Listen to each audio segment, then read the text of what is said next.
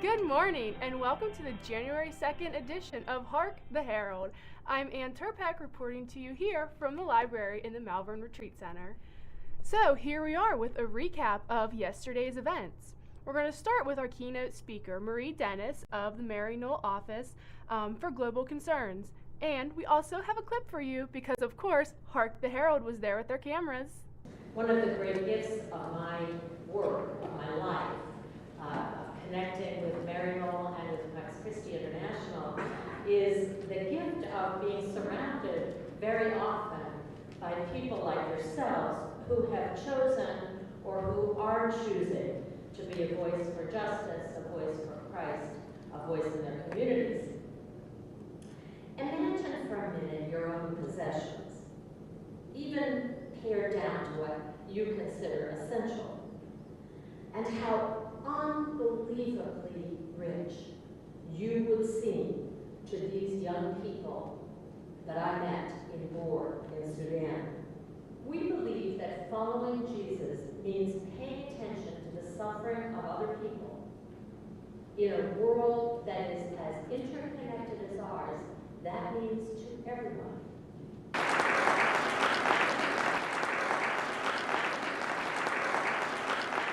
Yesterday, as you all know, you attended some of our workshops, but Hark the Herald was once again there to catch all of the action.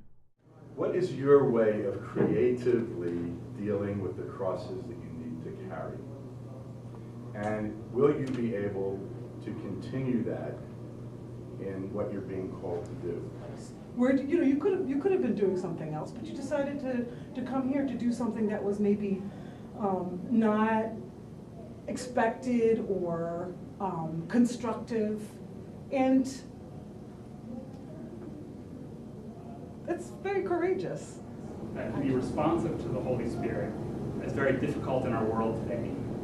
We're going to do what's called the Examine, the Ignatian Examine, and we're going to go through that very quickly also.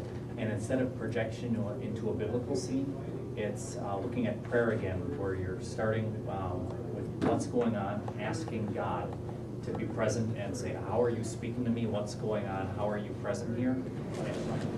You need God's help. You need the support of your followers. We want to get your members involved in some way or another. The best way to do that is kind of give them a little bit of responsibility. You can give them a little job, something like that. Yesterday, we also held the State of the Coalition. There was much thanks given to our national team for the awesome job that they've done during this whole entire year. I'd also like to say that those faces that you've just seen, the executive board, come up here to the podium to speak, have represented your organization in an extraordinary fashion this year. You can be proud of the work that they've done on your behalf. They truly show what it means to be empowered by the Spirit and what it means to empower others in this work of campus ministry that we do. Also, it was announced that Joe Ewing is going to be our national chair for the upcoming year. We also talked about all the things that we will be voting on today. One is going to be our new mission statement. Another is the budget for the upcoming fiscal year. We will also be voting on all 4 of our resolutions. The first one being the Freedom of Choice Act, the second being a calling for an end to the genocide in Sudan, the third being the high unemployment rates due to the economic downturn, and the fourth, the calling for the minimization of biodiversity loss. So now we're going to send it over to Amanda for the weather. Good morning. Well, today's weather is going to be a little bit colder than the last couple of days. We're looking at about a high of 27 degrees with wind gusting between 15 to 23 miles per hour. Maybe a little bit overcast, so make sure if you're going outside, take a coat and some gloves. Thanks. Thanks for that weather report, Amanda. So, in other news, there are recycling bins in every hallway, just in case you didn't know that already. So be green and recycle. So, for some of our upcoming events for today, we've got going on at 1:15 our Social Justice and Advocacy panel, and then at 6:15 we have our commissioning mass, followed by our commissioning banquet and awards at 7:30, and then at 10 o'clock is our Regional Olympics. So who do you think is going to dominate at Regional Olympics? We caught up with some people to find out their opinion. Did you say Regional Olympics tomorrow? can't beat Northeast! That's right. Southern, yeah, boy.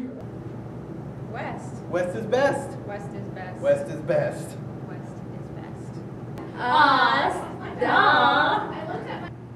Well, the Midwest has been a pretty dominating force here at NCSC in the Regional Olympics the past couple years, and that tradition isn't going to stop. So, Mid what? Well, it's not about who I think is going to win, it's about who is going to win, and we all know that's the Northeast. Team South. Northeast! West! Northeast! South side! West! The South will rise. Don't forget to go over and check out the game room where you can play lots of games and eat some awesome cookies.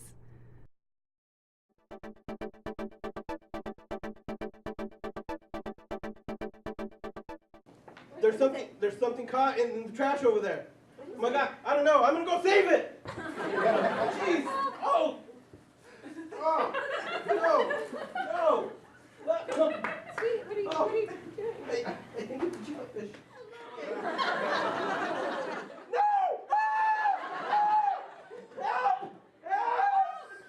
Well, hello everybody, and welcome to Midwest Has Got Talent. Tonight, we're going to answer the key question. What difference does faith make in our lives? 2, 3, go. Over here, A. I got Hey it. there. Oh.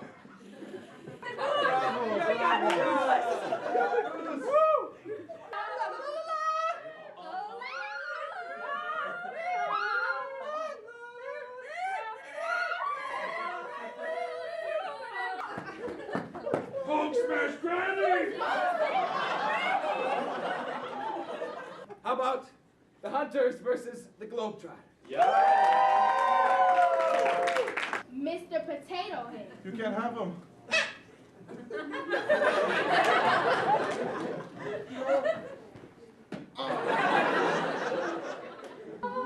Please, can you help me out, sir? What would I do?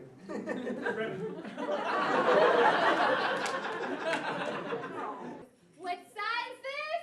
South What side is this? South side. Bless me, Father, for I have sinned. It's been 7 minutes since my last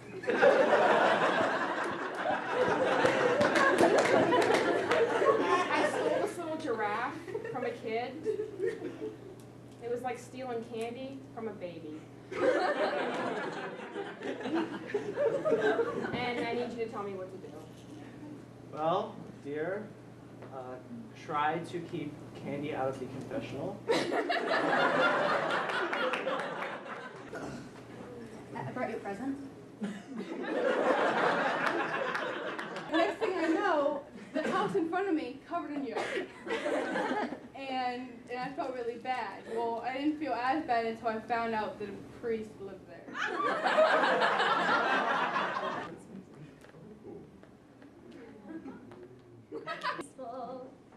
Heaven for a mouse like me, with quiet by the lease, both pets are banned, parties too, and no solicitations.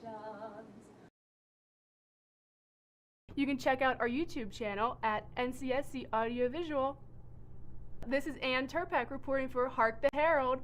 Orange, you glad you joined us?